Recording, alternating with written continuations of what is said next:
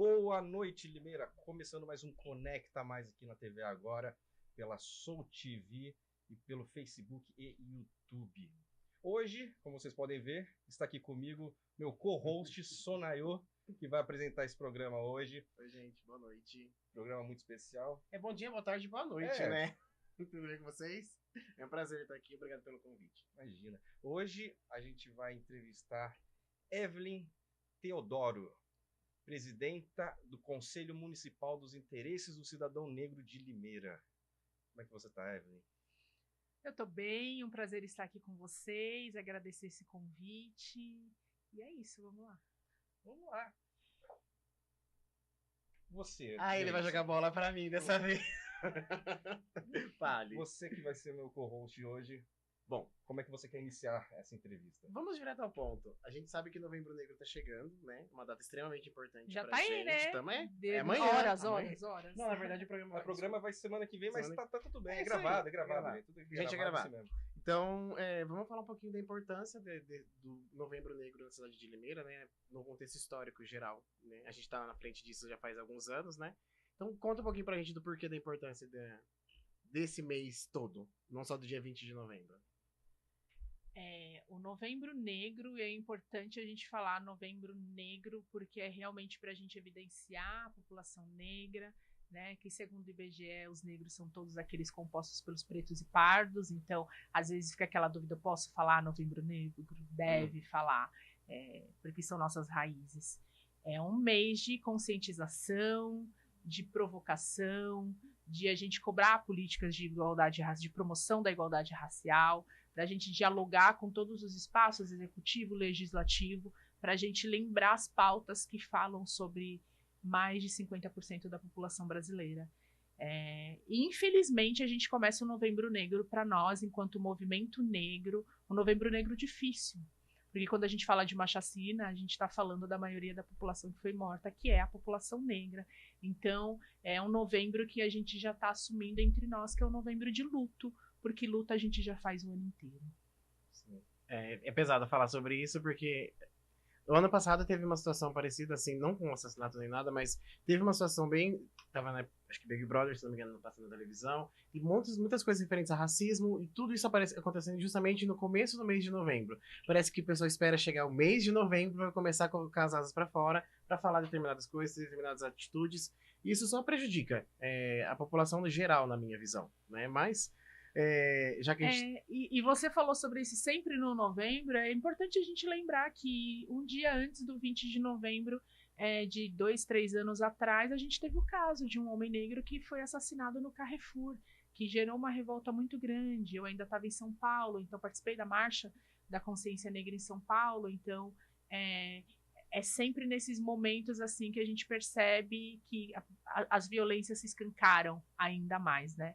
Mas não que isso não seja um projeto, é um projeto que não inclui a população negra no poder, e qualquer movimentação e ascensão que a gente possa ter, ela é repelida na força, no ódio, e é importante a gente falar que a preocupação nossa maior é que a gente tenha um Estado democrático de direito acontecendo. Então a gente precisa que as pessoas tenham os seus processos acontecidos, sejam julgadas, condenadas e cumpram. O Brasil ainda não tem pena de morte, quando a gente sabe que a maioria da população que morre é a população jovem negra, os homens pretos, isso é muito grave. Sim. Vamos trazer a conversa para o contexto de Limeira. Que você comentou sobre o assassinato no supermercado. Foi em São Paulo? Foi em São Paulo. Não, foi no Sul, no Carrefour, no Sul. Carrefour no Sul. E aqui em Limeira a gente teve um caso no Açaí, há uns anos atrás. É disso que a gente vai falar agora. A gente precisa explicar um pouquinho para a galera que está em casa o que aconteceu desde quando houve o caso, né? Um pouco de como se seguiu. E aí, Evelyn, você pode explicar pra gente um pouquinho o que aconteceu depois do caso, como foi tratado e como se segue até hoje? Limeira teve aí, durante a pandemia, né, um caso de racismo no Açaí, aqui da cidade, no Açaí de Limeira, no centro da cidade, em que um homem negro foi acusado de furto nesse espaço e ele acabou se despindo para provar a sua inocência. é bem emblemático, né? Quando a gente fala que pessoas negras são seguidas dentro de mercados, de lojas, de espaços, e quando essas pessoas acabam sendo abordadas sem nenhuma prova, sem nenhum fundamento, e o que determina isso é a cor da sua pele, a gente sabe. E, à época, houve uma grande manifestação na cidade, se tornou um caso nacional. A vítima ficou muito abalada, é importante a gente dizer isso, mas ocorreu o processo civil, criminal, e houve as tratativas da situação com a pessoa em si, com a pessoa que sofreu a violência naquele momento. É importante dizer que ela foi muito bem acolhida por pessoas próximas, pelo terreiro que ela frequenta, pelos espaços que ela está, ela foi muito bem acolhida nesse sentido, né? A gente está falando de uma pessoa idosa, isso também é bem, bem importante de dizer, né? O respeito aos nossos mais velhos.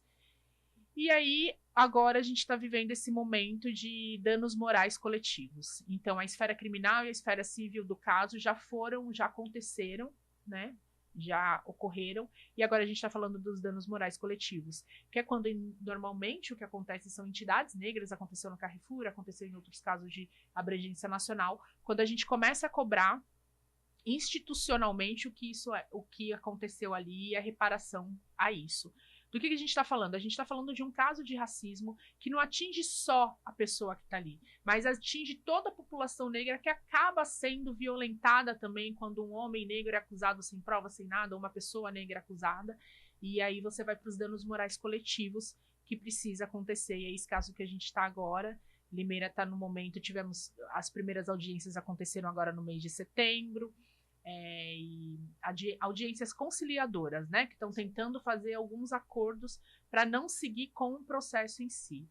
Em julho desse ano, final de julho, começo de julho, um grupo de advogados nos procurou, que são do movimento negro, pessoas extremamente comprometidas com a nossa causa, e é importante dizer porque muitas das causas do movimento negro têm andamento com advogados do movimento negro que usam a sua profissão, usam o seu poder de concentração de informações ali, de como eu posso colocar o meu corpo, a minha profissão à disposição também de uma causa. Então esse grupo de advogados tem feito isso, e eles entraram com danos morais coletivos. E aí esses danos morais coletivos estão num processo agora de conciliação, né? Olha, Saí, a gente tem isso. O que vocês oferecem? Porque é um processo de milhões, é um processo que visa reparação mesmo. A gente está aí no mês de Novembro Negro e a gente fala muito sobre reparação, principalmente mulheres negras que estão em marcha, reparação e bem viver. A gente precisa ter reparação por tudo que o racismo estrutural causou na nossa sociedade, e a gente continua convivendo e vivendo ele todos os dias, e isso não vai ser feito sem orçamento, sem dinheiro, sem punição daqueles que estão nesses espaços e permitem que essas violências aconteçam. A punição é uma palavra que falta muito. A gente tem uma Constituição no Brasil que ela vem de uma época muito arcaica, vamos ser realistas, e quando a Constituição começou a ser criada, o racismo ainda existia, a escravatura ainda era vigente. Então a gente lida tá, vou reformular a frase que eu usei em contexto histórico agora. Vamos lá. O Brasil ele é escravocrata desde a sua invasão, digamos assim, da sua colonização, certo? Quando foi se criado uma... Qual foi a palavra que eu já dei um branco agora, gente? Qual delas? A Constituição foi criada, o Brasil vivia uma outra realidade, né? Todo o trabalho social que foi feito até agora foi mudando essa realidade e leis foram sendo construídas. Mas a Constituição ainda é atrasada. Ela ainda não culpabiliza exatamente todo mundo que é criminoso. Uhum. Eu costumo dizer que a justiça no Brasil ela tem uma cor. E se essa cor for preta, você não vai ter justiça no Brasil. Poucos casos de racismo no Brasil, eles são julgados, condenados e chegam ao final. Normalmente, fica por isso mesmo. E quando chega, quando é uma pessoa que é um negro que tem condições financeiras muito boas, quando é famoso. Que tem uma certa visibilidade. Exatamente.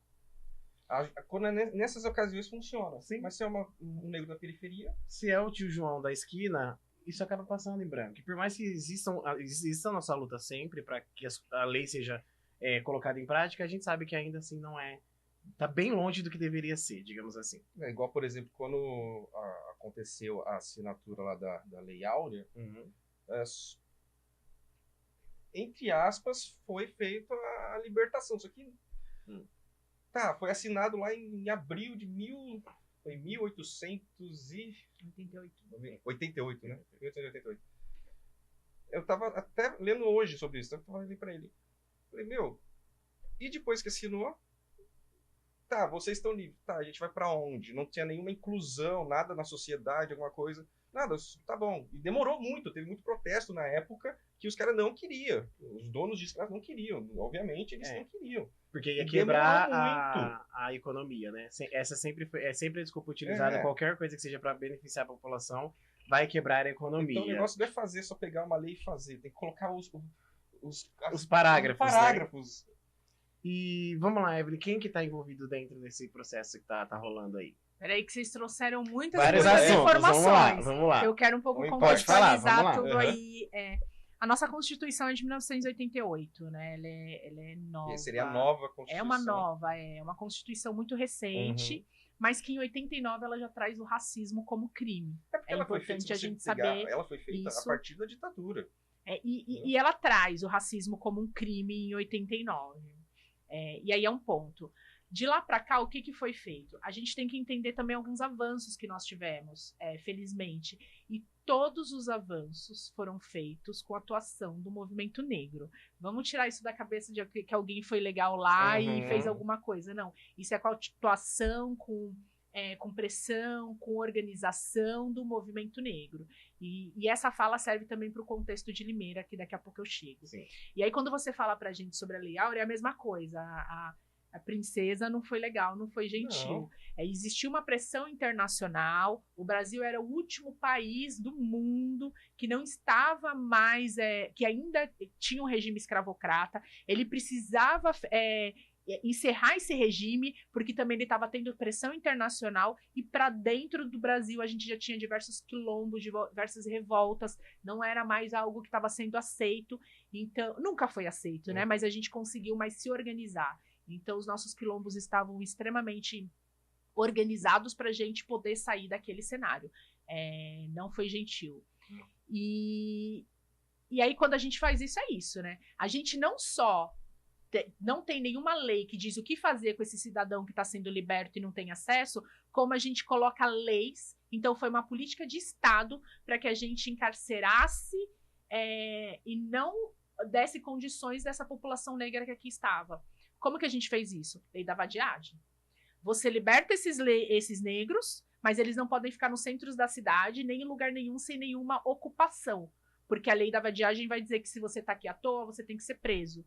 E qual era a ocupação deles se naquele momento o Brasil começa como política de Estado a imigração? Limeira se adora dizer que é o berço, né, da imigração europeia, e que chegaram aqui a fulano, beltrano, ciclano, e com isso o apagamento da história negra é muito forte, né?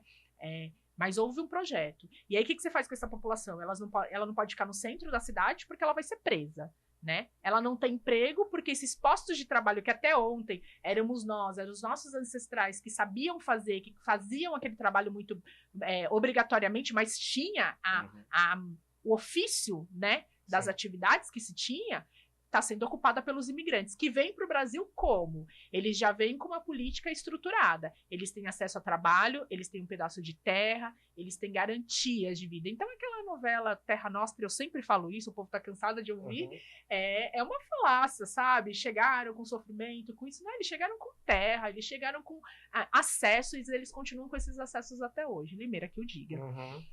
Dito isso, esse contexto todo histórico que a gente fala ali sobre encarceramento, então essa população começa a ser presa porque ela não tem ofício, então você não tem ofício, você é um vadio, e a lei da vadiagem te encarcera e traz os imigrantes, então não tem emprego, e aí começa aquela política também eugenista de vamos clarear essa população, né? Então o Brasil tinha um projeto de até os anos 2000, não ter mais população negra aqui. Como que você faz isso? Você faz isso através do estupro das mulheres negras, da violação dos direitos, através dessa esse conceito muito errado de tipo, somos todos iguais, vamos nos misturar, e você começa a misturar para você tentar clarear uma população. É um processo de embranquecimento da população, que obviamente ele fracassou miseravelmente, vai seguir fracassando, porque nós somos o país mais negro fora de África e vão continuar sendo por muito tempo. E aí, quando a gente chega nesse caso do açaí, é sobre isso.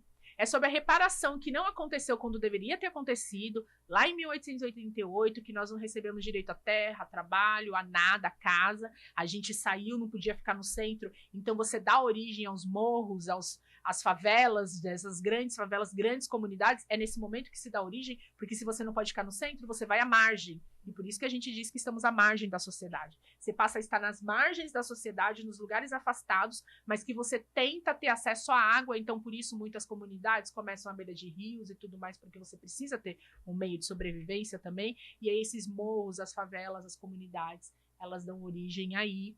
E a gente continua nesses lugares até hoje. É histórico. E quando vem esse processo do açaí, e mais uma vez, a gente está em 25, né? Ok, não aconteceu esse ano, foi alguns anos atrás, mas enfim, num período tão recente, a gente continua tendo de discutir o que é racismo, o que acontece, a gente precisa indenizar esse povo. E como não nos foi possível essa indenização no passado, não nos foi possível essa indenização lá quando os nossos ancestrais foram alforriados, ela vai ter que acontecer, e ela acontece através de políticas públicas e de processos legais que estão acontecendo. É o caso do açaí. E aí, no caso do açaí, tem uma coisa muito interessante. O escritório dos advogados que nos procuraram, né, eles fizeram esse primeiro contato com o conselho municipal, de olha, Evelyn, cheguei em você e tal, e eu queria saber como funciona, quero entender o que está sendo feito, como está sendo feito, quero entender com você como que está essa organização do movimento negro, para a gente poder trazer a proposta. E o conselho, eu digo felizmente que a gente chegou num espaço aí do movimento negro de muita unidade, né? De muita união, de parcerias, de conhecer coletivos, de conhecer os artistas, de conhecer os espaços que eles estão, como eles estão. É óbvio que a gente ainda não conseguiu chegar em todo mundo, porque esse processo é demorado. Mas a gente conseguiu aí chamar, nós estamos falando de 16 projetos, né? Eu acho 16 projetos na ordem de 41 milhões. A gente está falando de projeto para saúde, projeto para cultura, projeto para educação. Mas como que vocês chegaram nesses projetos? Existe uma indenização a ser paga. E quando esse escritório de advocacia nos procura, eles falam, olha, o caso aconteceu em Limeira. Vai ter uma indenização, e normalmente é aquela indenização que é pago, fica no conta no município, e as pessoas tentam acessar, enfim, é uma burocratização. E esse escritório chega na gente e fala, olha, eu gostaria que esse valor ficasse em Limeira e região, porque foi aí que aconteceu o caso, então a gente precisa dar um espaço também de indenização, de reparação e bem-viver para essa população. E é a primeira vez que eu vejo esse processo, eu tenho muita felicidade em saber que a gente foi procurado para articular isso. O conselho não tem nenhuma ação direta, a gente fez a ponte, né? Hoje a gente não está nem atuando tanto diretamente, porque é isso, o movimento negro ele é vivo, com diversas pessoas, e eles estão conseguindo dar andamento nisso de forma extraordinária. E quando chega com isso de, olha, a gente gostaria de que esse valor ficasse como? Evelyn, vamos falar de projetos? Vamos tentar fazer projetos que talvez a população tenha, mas que a gente não tem conhecimento, não tem acesso, e falta verba, falta dinheiro, falta... estrutura. Não é estrutura. Não. Sabe o que falta? Políticas públicas que atendam a população negra. E quando ela não vem pelo Estado, então a população tenta fazer esse caminho. É isso. E aí esse escritório traz essa possibilidade. Marcamos uma primeira reunião e conversamos, dialogamos sobre o caso, e aí fizemos uma chamada nos grupos. Tentamos alcançar o máximo de pessoas possíveis, então esses grupos vieram, né, e trouxeram projetos. Eu gosto muito quando foi o Dr. Dogival, né, o Ed, Carlos também, que estão à frente desse processo. Eles trazem isso com uma felicidade muito grande, que eu tenho muito orgulho em dizer, né? Os projetos são maravilhosos. Os projetos feitos pela população negra de Limeira são projetos que devem ser explorados, né? Explorados, muito bem explorados, e devem acontecer. E eu estou torcendo muito, nós, enquanto conselho, estamos torcendo muito para que vá para frente. A gente tem projeto na área cultural, a gente tem projeto na área da saúde, a gente tem projeto na área educacional, da educação. A gente tem diversos projetos. A gente tem várias instituições já conhecidas, né? Organizações e coletivos do movimento negro. Eu vou citar uns, mas eu também quero segurar, a gente me perdoa se eu esquecer alguém, mas assim, a gente tem um Grêmio Recreativo Limeirense que tem 85 de história, é um Grêmio, é um espaço preto, com um projeto maravilhoso. A gente tem um Pensar Negro, que é um grupo de pessoas pretas que se juntaram para pensar um cursinho popular para acesso ao Cotil, à Unicamp. A gente está aqui no nosso território com instituições de ensino públicas e que muitas vezes a gente não consegue acessar, a nossa população não chega. Então vamos preparar os nossos jovens para chegar.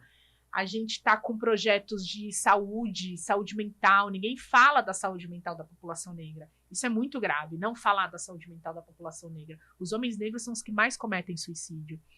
Então tem uma série de projetos que o Dr. Dorival e o Ed sempre falaram com muito entusiasmo, com muita felicidade de ver a qualidade dos projetos apresentados, fugiu a palavra, mas a iniciativa, o propósito que elas têm, o propósito que elas têm, que é um propósito coletivo, é um propósito que vem de encontro com a Marcha das Mulheres Negras desse ano, que é a reparação em bem viver. São projetos maravilhosos, muito bem apresentados. E todos criados por pessoas pretas, por coletivos pretos todos. Da cidade de Limeira. Sim, é uma prerrogativa.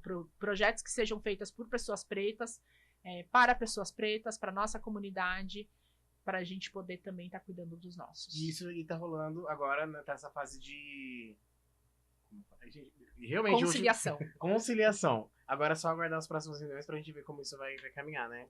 O Dr. Dorival e o Ed Carlos, os advogados que estão à frente disso, não é só o coletivo deles, a gente também tem a Educafro nesse processo. A Educafro já tem em sua história aí um legado de ação diretamente na educação, com bolsas estudantis, com fomento ao ingresso na universidade pública, enfim. Mas o Dr. Dorival e o Ed Carlos, que estão sendo contato nesse momento de Limeira, eles têm feito reuniões constantes com os proponentes, para que eles expliquem seus projetos, para que eles deem os dados, porque eles são os responsáveis por isso. Evelyn, mas liberou, saiu os milhões, como é que é?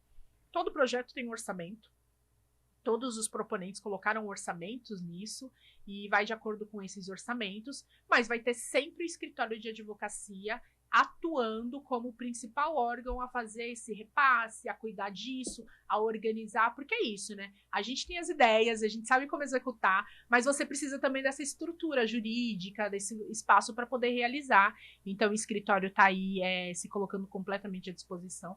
Aliás, vale dizer que não foi só para isso, né? Em outros casos, em outras dúvidas, em outros problemas que no decorrer desse nosso encontro aconteceu, o escritório sempre teve à disposição do conselho. E vamos falar um pouquinho da importância do poder do executivo e do legislativo incidir sobre isso. Olha, é um caso que aconteceu no Açaí, né? O que eu digo que seria extremamente importante nesse sentido, sobretudo com os vereadores que a gente tem negros na cidade, que têm ciência do caso, que acompanharam o que aconteceu, enquanto legislativo, eles podem se posicionar apoiando, levantando a causa, ajudando a gente a incidir também dentro do Açaí para que eles aceitem esse acordo, que não se arraste um processo por anos, porque a gente vai ver uma reparação imediata, sabe? Esses projetos acontecendo, essas atividades acontecendo. Então o executivo pode sim, o legislativo pode sim incidir de forma positiva, nos ajudando nesse fortalecimento, levando a causa mais para frente, dialogando nesses espaços que eles já estão de poder. O executivo, hoje a gente tem um departamento de igualdade, de promoção da igualdade racial.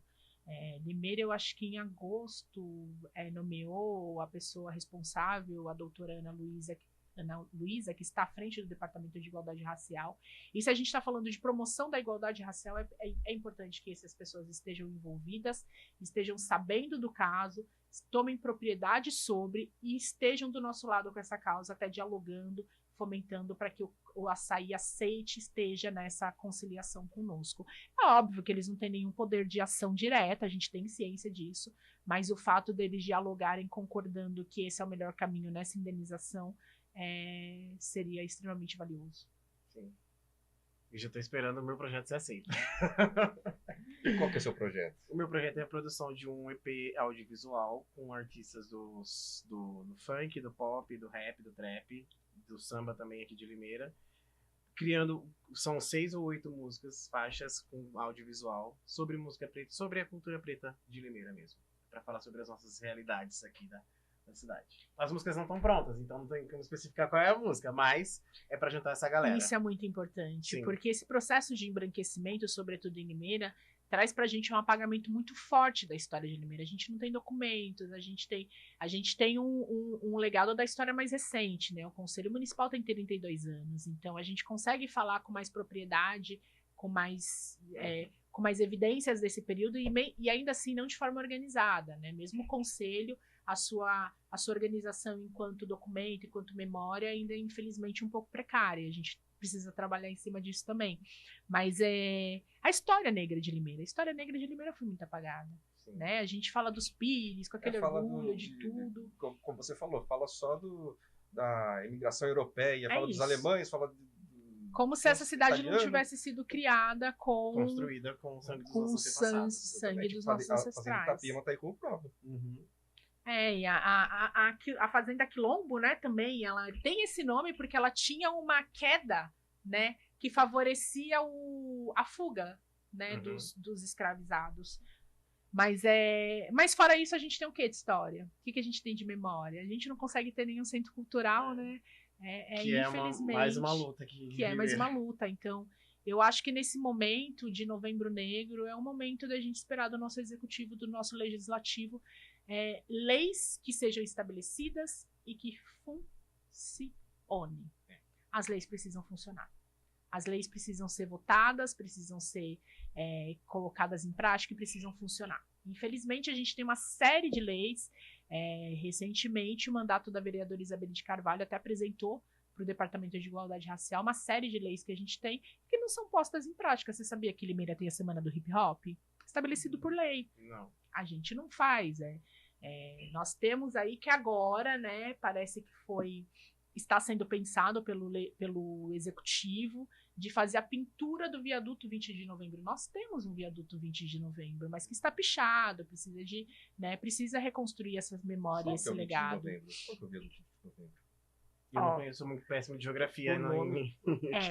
Eu não vou te dar precisão, tá? Lembra que eu não sou de Limeira. Dois que não são de Limeira. Mas ele existe, né? E o viaduto, hoje ele tá com uma pichação ali. A gente tem cobrado aí, pedido a restauração desse viaduto. Que parece que vai acontecer. Esperamos que aconteça, né? Esperamos que aconteça. A gente merece. É sobre isso. E a gente, já que você citou, vamos falar um pouquinho sobre o andamento do Centro Cultural? A gente pode falar alguma coisa disso? Em que pé estamos? A gente não pode falar de andamento, porque não existe andamento. O que Uhum. existe agora é um silenciamento do executivo em relação à resposta do Centro Cultural. Faremos o 20 de novembro, vai acontecer. Então, eu anuncio o 20 de novembro com muita alegria, ele vai acontecer. Nós teremos a segunda Marcha da Consciência Negra, a segunda marcha que vai acontecer na cidade. Então, nós sairemos da Praça Luciano Esteves, caminharemos até a ferrovia, porque ela está cedida para que a gente faça o 20 de novembro. Uma das nossas conselheiras, que inclusive faz parte do Grêmio Recreativo Limeirense, ela fez uma fala bem forte, assim, nas 2 últimas reuniões, ok, a gente vai fazer o 20 de novembro na ferrovia, vamos lá, vamos cantar, vamos celebrar, não sei nem se a palavra é celebração diante dos quadros atuais, mas enfim, estaremos aquilombados. E depois, fecha tudo, fecha a ferrovia, deixa lá e vai-se embora? Não vai ser feito mais nada, a gente não vai ter mais nada. Infelizmente, é o cenário que o executivo nos dá hoje, porque não houve nenhuma proposta de outro espaço, de outro lugar, apesar da gente já ter sinalizado, ok, pode ser um outro espaço, desde que seja um espaço público.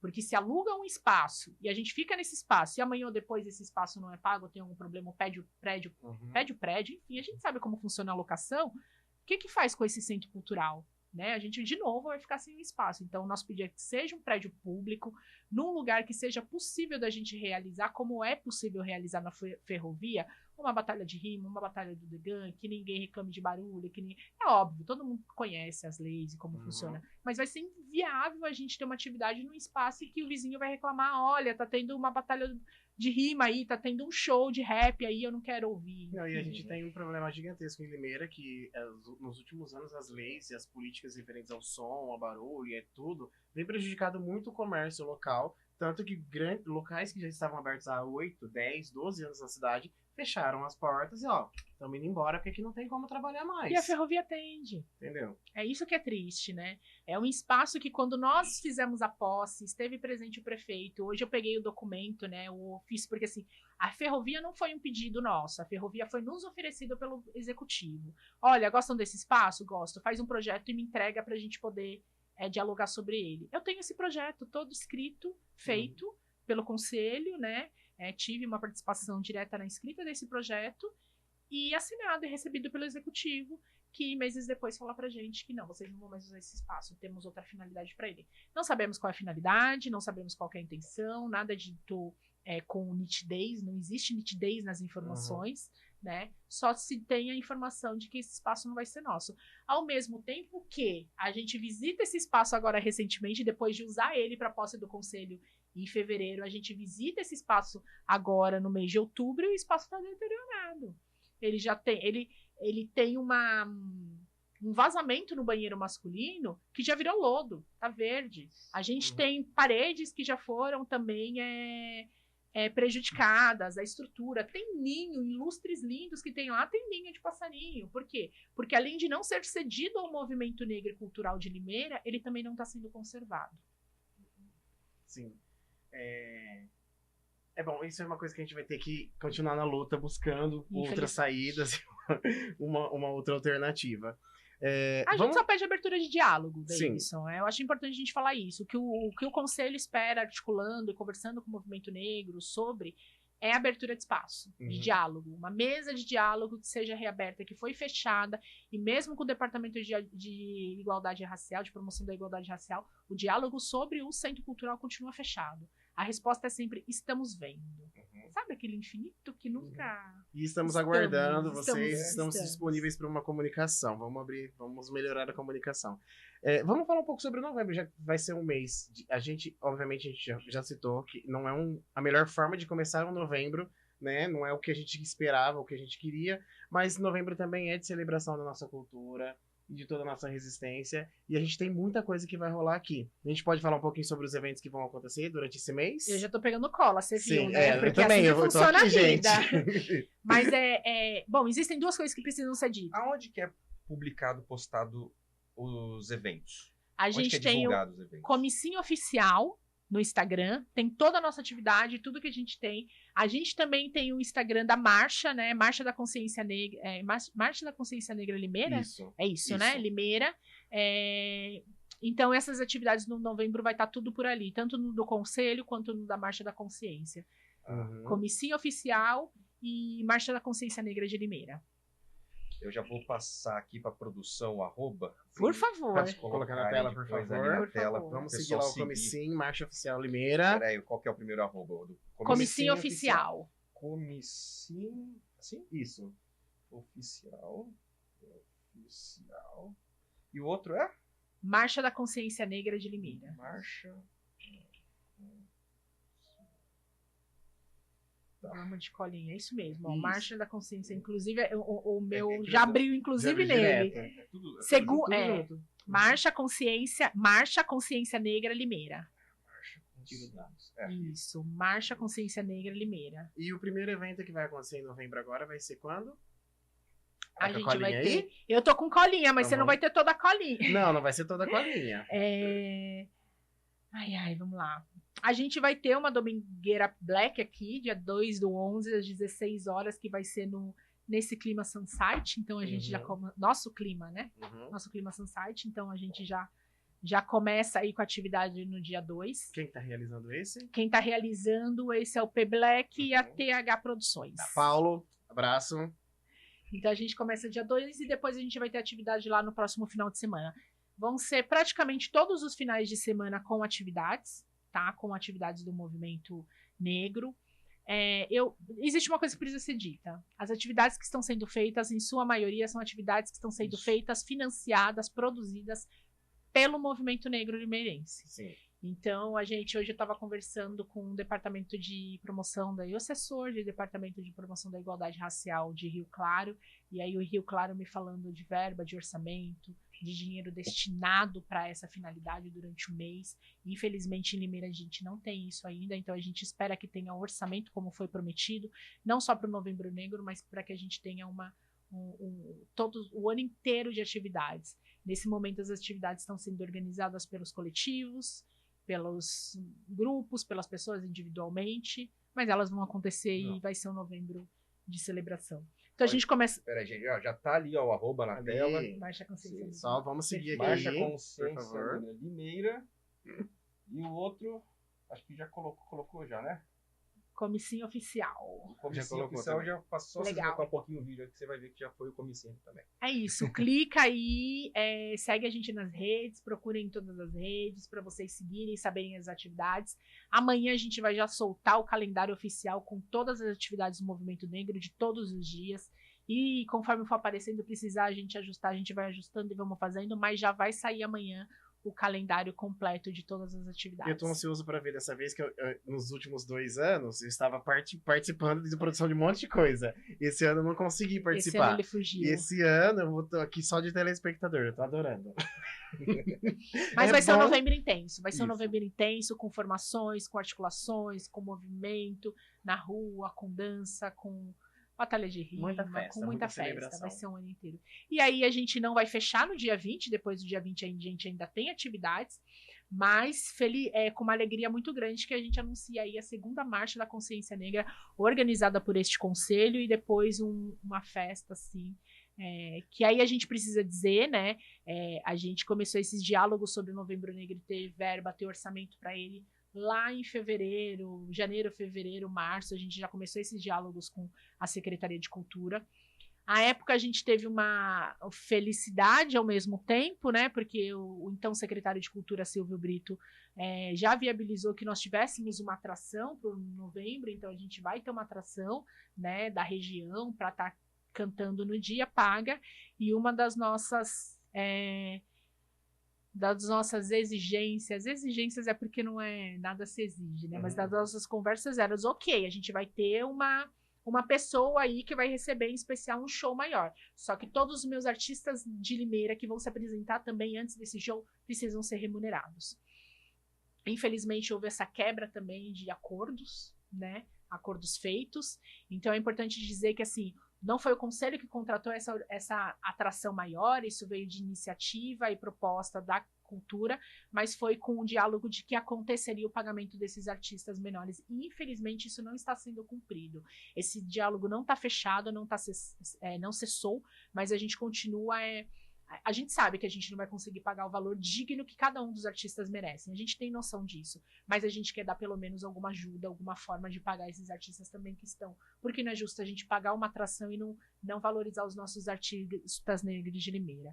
E dito isso, eu quero também fazer um agradecimento gigante assim, para os nossos artistas, porque é a terceira atividade, terceiro ano que essa gestão, estivemos na gestão passada e estou nessa gestão novamente como presidenta do conselho, que os artistas negros de Limeira têm se apresentado com a gente de forma voluntária, sempre colam, sempre estão juntos, sempre fortalecem, e a gente está brigando também para o reconhecimento de cada um deles. Davidson tem noção disso, o quanto a gente se esforça, mas infelizmente o executivo não tem nos dado a resposta à altura mas necessária. Mas eu vou fazer um adendo, não estou tirando mérito de nada aqui de Limeira, mas é um hábito brasileiro, né? E isso eu falo, ele já sabe que eu trabalho com isso há muito tempo em outros movimentos.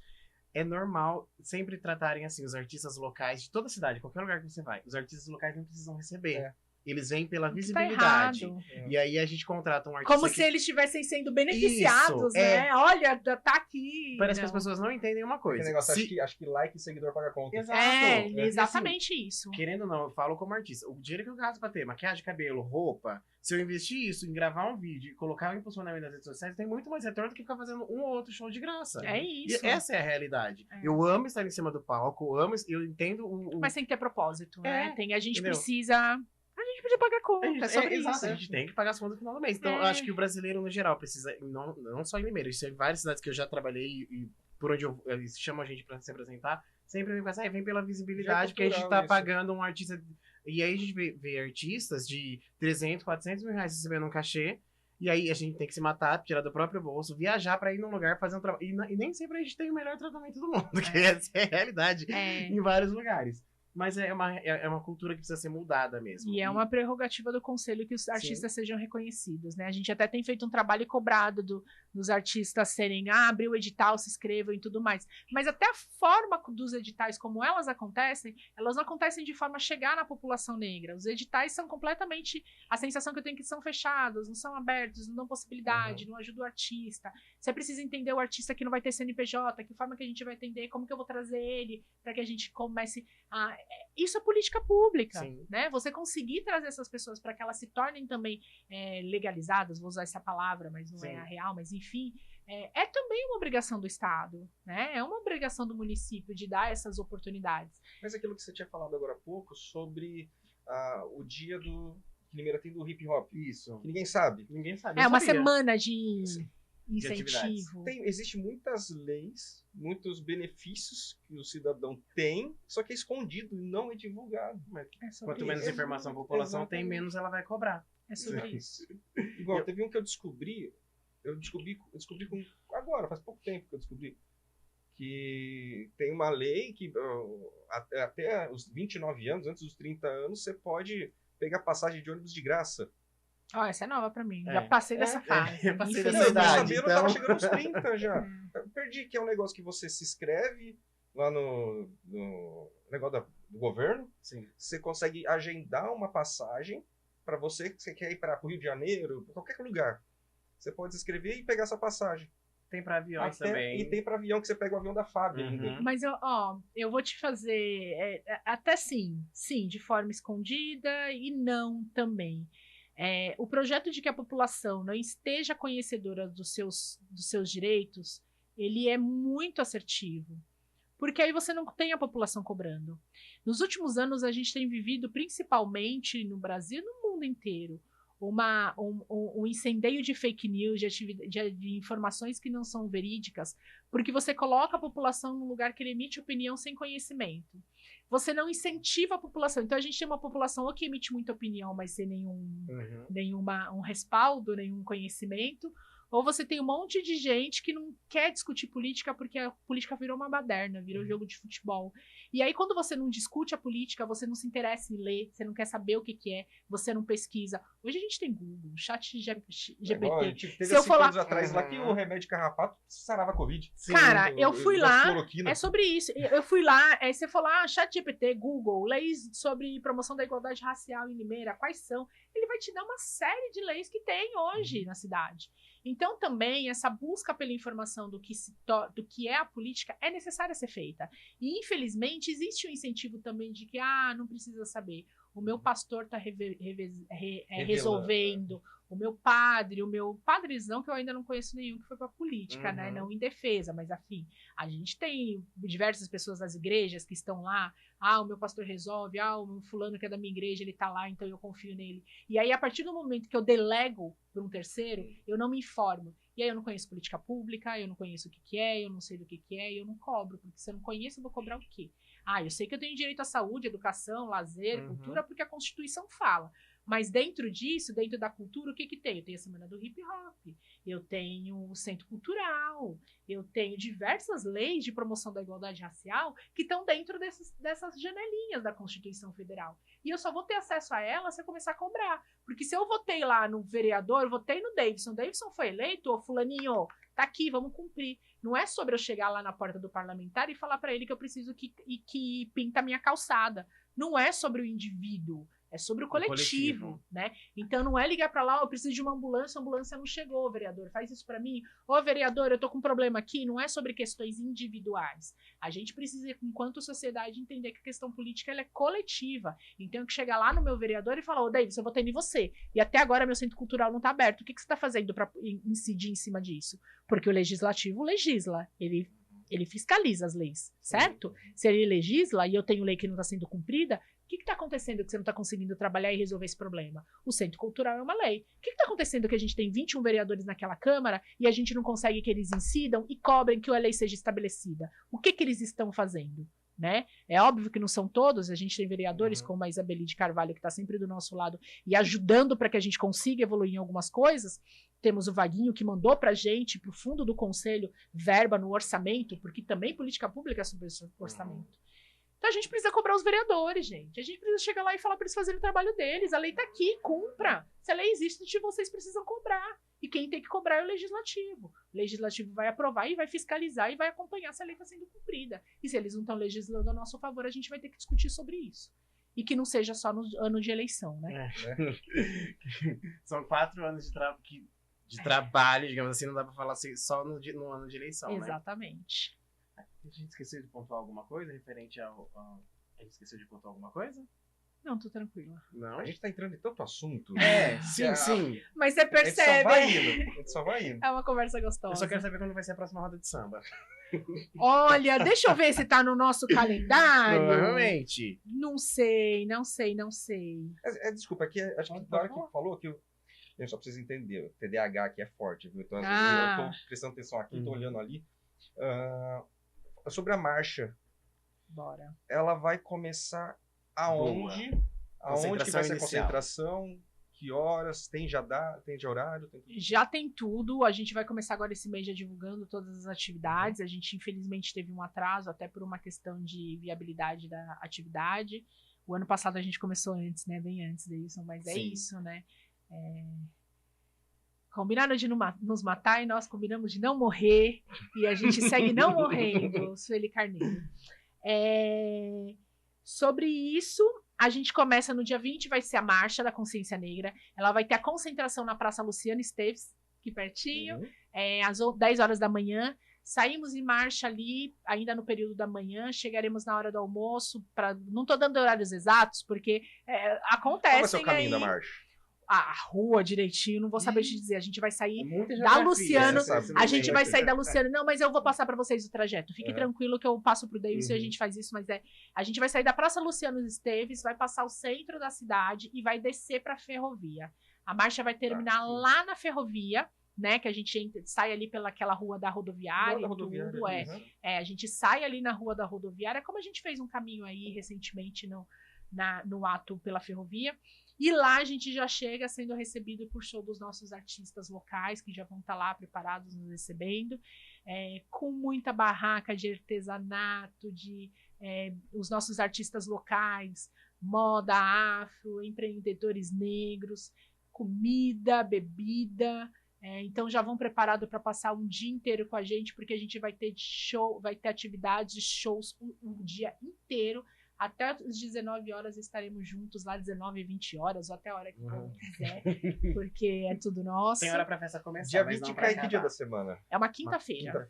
Quinta-feira. E é feriado nacional. E o bom também que é do lado da rodoviária, o pessoal de fora que quiser vir, já chega. Já chega e já vai estar lá. E é por isso que o Centro Cultural precisa ser estabelecido na ferroviária. Porque a gente consegue estabelecer um vínculo de acessos de comunidade ali muito forte, enfim. Eu vou sempre falar do Centro Cultural, porque é a nossa briga. O objetivo é centralizar as coisas. Quando a gente, o Centro Cultural sendo ali próximo da rodoviária, facilita para todo mundo que mora nos bairros periféricos ter acesso ali de uma maneira mais fácil. E não é só sobre centralizar, não, porque assim, as atividades precisam ser descentralizadas. Sim. E a gente entende quando a Secretaria de Cultura fala sobre isso. Tem que ter atividade no Degan, tem que ter atividade no Jardim do Lago, tem que ter no Nossa Senhora das Dores, em todos os bairros. A gente precisa que as atividades sejam descentralizadas, mas a gente precisa de um espaço de aquilombamento, um espaço de resistência, um espaço nosso, um espaço de memória, de referência e de legado negro. É sobre isso. Memória, resistência e legado. Isso precisa ser dado para o movimento negro de Limeira. Precisa ser ressarcido. E é isso que a gente está contando que aconteça. Acredito que em 30 anos que eu tô aqui em Limeira, eu nunca pisei no centro ali no Ferrovia. Sério? Nunca fui, não tenho noção de como é que é lá dentro. E eu só fui lá no dia da posse. Deve ser lindo lá dentro. É lindo. A reforma foi feita lindamente. É tudo ainda original. Deve ter muita coisa algumas original. Coisas, algumas não. Mas assim, existe também a fiscalização, né, dos conselhos de arquitetura e tudo mais. O prédio tá muito bonito.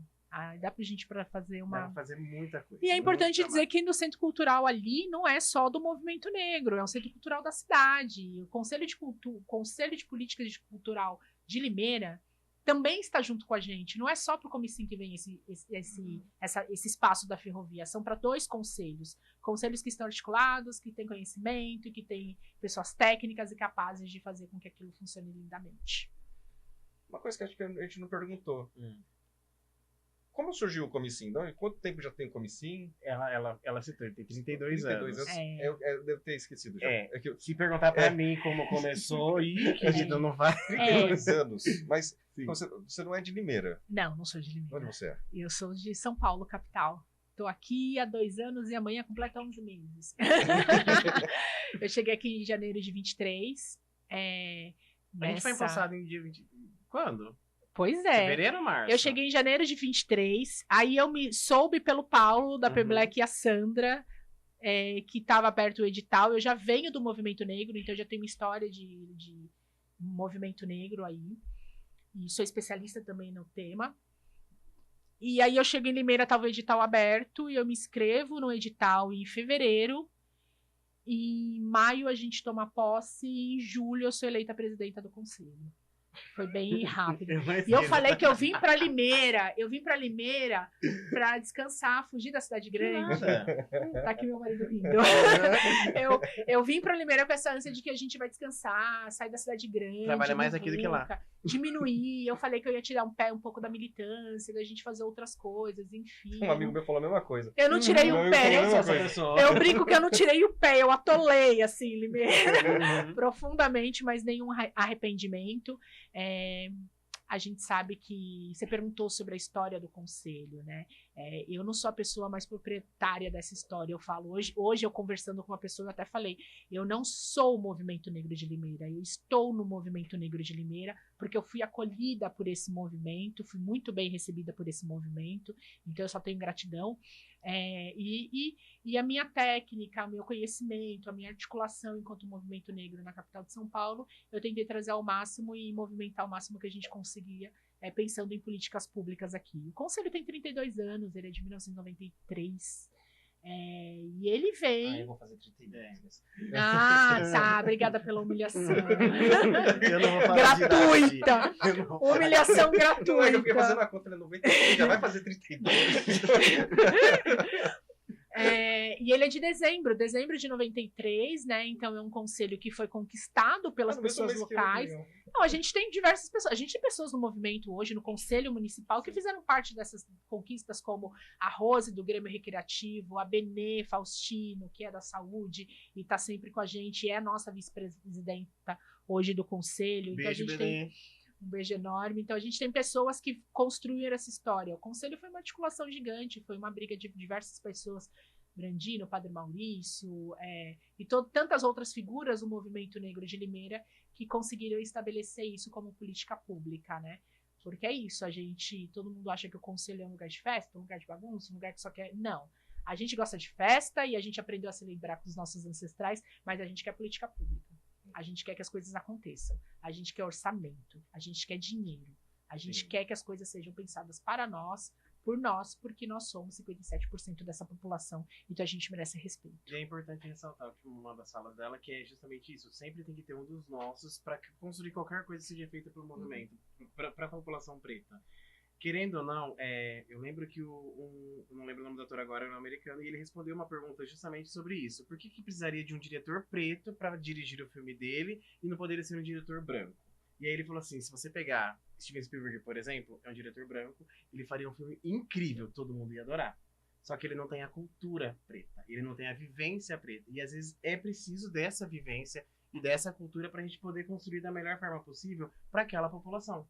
Não que uma pessoa, outra pessoa não consiga enxergar, mas a vivência real na pele é a gente que tem. E é sobre representatividade. Não qualquer representatividade, porque até isso tem limite, né? Não é todo negro que não vai estar lá e vai estar nos representando, não é todo preto que está aí alinhado com as nossas pautas. Mas é sobre também a gente se ver naquele lugar. Os nossos meninos pretos, eles não precisam ver uma pessoa famosa só no futebol. Ele pode ver um juiz, ele pode ver um advogado, ele pode ver um médico. Então a gente precisa de representação em todos os espaços. E é por isso, e essa discussão também está em pauta agora, né? O movimento negro encampa aí a briga para ter uma ministra negra no STF. A gente tem uma instituição de anos e anos, de décadas e décadas, centenária, e que até hoje não teve uma mulher negra. Isso quer dizer que não existem mulheres negras para ocupar aquele espaço? Não. Isso quer dizer que existe um pacto da branquitude, que Cida Bento fala muito sobre isso. O que é esse pacto? É um pacto não declarado. As pessoas se protegem automaticamente nos espaços de poder e permanecem pessoas brancas ocupando esses espaços sem deixar que outras pessoas adentrem esses espaços, e a população negra continua sendo relegada, tirada desses lugares e não consegue se ver. Então é importante que nossas crianças vejam jornalistas, vejam atores, vejam pessoas negras vitoriosas, com conquistas, porque a gente sabe como funciona. Se eu não me vejo, não me representa, sabe? Então é sobre a gente estar em todos os espaços também. Algo a declarar? Eu tô de boa. Nossa, eu tô falando tanta coisa que eu tô pensando. Tá sendo uma aula hoje, né? Eu tô aprendendo muita coisa hoje. Normalmente, assim, quando eu entrei no movimento... Não, lembrei que eu ia falar. Lembrei. Então deixa. Não, lembrei que eu ia falar aquilo que você falou de... não tem como um diretor branco querer fazer um filme que é de negro. Isso vale para todas as áreas, do meu ponto de vista. Também, vamos falar assim, uma comissão negra, o presidente não pode ser branco. Igual num negócio LGBT, não pode ser um cara hétero que tá mandando no negócio. Sim. Ele não sabe como é que é, ele nunca passou nada. São as experiências Exatamente. que contam. Então, isso, pra mim, que eu queria falar que tem que ser em todas as áreas, sim, dos grupos específicos. E é por isso que a gente sempre briga por representatividade efetiva, como a Evelyn falou. Nem todo negro ele tem o letramento racial para falar sobre isso. Nem todo LGBT vai ter todo o conhecimento para falar sobre a comunidade LGBT. Então, assim, a gente tem que entender quem a gente também transforma, para quem a gente dá visibilidade. Infelizmente, com a internet, o bom da internet é que a informação tá aí. Mas também tem muita gente que vai tendo destaque, tendo visibilidade, que não é uma visibilidade positiva para ninguém. Nem para si mesmo, nem para a comunidade. Que a lei lá na China agora, o governo lá da China colocou uma lei que influenciador, não de TikTok, essas coisas, não pode falar nada de saúde se o cara não tem diploma, se não fez faculdade de saúde. É o tal dos coachings da vida. Na China virou lei agora. A gente tem, né? Limeira a gente tem um monte de jornalista, nenhum formado. É muito estranho agora, isso. Pensa, não pode. Se você quer falar de saúde, você tem que mostrar que você tem diploma para falar de saúde. Senão você vai ser preso. E se você quer falar de qualquer outro assunto, você tem que ser formado nesse assunto para você opinar. Sim. Se vira lei isso aqui no Brasil, acaba a internet. Um monte de coach, mas isso é bom, porque a gente vai ter uma internet um pouco mais limpa, digamos assim. E quando a gente fala mesmo dessas políticas pra gente, a gente já tá caminhando aí pro nosso fim, é sobre a gente também não ter situações porque se você tem a lei que resguarda, que condena e que pune, a gente não tem casos de racismo que acontecem com frequência, com muita frequência na cidade, assim, no Brasil, em tudo, né? A gente teve casos de cabeleireiro que falou no contrato preto e viado. E foi condenado por isso. Então, quanto mais sermos representados, a gente tiver uma sociedade representativa, mais a gente consegue fomentar leis e propostas e projetos de promoção da igualdade racial, e mais a gente inibe estas pessoas. Inibe estas pessoas nesses espaços. É o nosso projeto, é o que a gente precisa. Uma coisa que acontece muito, assim, não vou falar que acontece, eu não posso acusar, nem falar se eu não tenho prova. Supostamente. Acredito eu, vozes da minha cabeça, que assim, muita lei, muita denúncia, coisa sobre racismo, tanto racismo como homofobia também, às vezes não vai até o final, porque às vezes tem um juiz lá que ou é homofóbico ou é racista. Exatamente. E vai arquivando, vai jogando. Por isso é necessário que existam pessoas pretas ocupando esses espaços, para que também tenham essa ótica. Por isso a política de cotas, né? Não falamos sobre, mas é sobre isso. A política de cotas é uma política de inserção, de cotas afirmativas, de inserção de possibilidades, porque aí você consegue colocar as pessoas em todos os espaços. O avanço que a gente teve do número de pessoas negras que se formaram nos últimos anos é gigante. É gigante. Desde o ProUni até outras atividades que deram inserção, que deram possibilidades, as cotas que demoraram, mas saíram. Limeira também aprovou, a gente está esperando que a regulamentação. Então, já saiu até a regulamentação, mas o poder público também, 20% das vagas agora destinadas a pessoas pretas, com banca de heteroidentificação, porque a gente tem também os bonitinhos que chegam lá e falam que o tataravô era negro, então ele tem direito, e a gente precisa discutir sobre isso também. Nossa, Enfim. isso eu acho Eu tive uma discussão muito longa com um companheiro de trabalho aqui, porque ele é uma pessoa socialmente, ele é branco, ele é até mais claro que você, e ele entrou por cotas porque a avó dele era negra. E aí ele veio falar isso pra mim. Sabe quando você fica assim, eu não acredito que você tá falando Então, isso. mas sabe qual que é a confusão? Assim, vamos lá. Você vê seu tempo aí, ele vai embora. Como que ele se dá o racismo no Brasil? A gente precisa pensar nos territórios, né? Então, cada lugar do mundo acontece de uma forma. No Brasil, o racismo ele se dá pelo fenótipo. É o seu nariz, né? Quanto mais largo ele é o tom da sua pele, quanto mais escuro, maiores as violências. É o cabelo que você usa. Então, por isso que a gente, tantos anos e tantas vidas, a gente passou com mulheres alisando muito os seus cabelos para você ter uma certa inserção na sociedade. Não é sobre eu estar bonita, é sobre eu tenho que seguir um padrão. E o padrão não é meu cabelo. Então, a gente vai lá e alisa e tenta se enquadrar nesse perfil.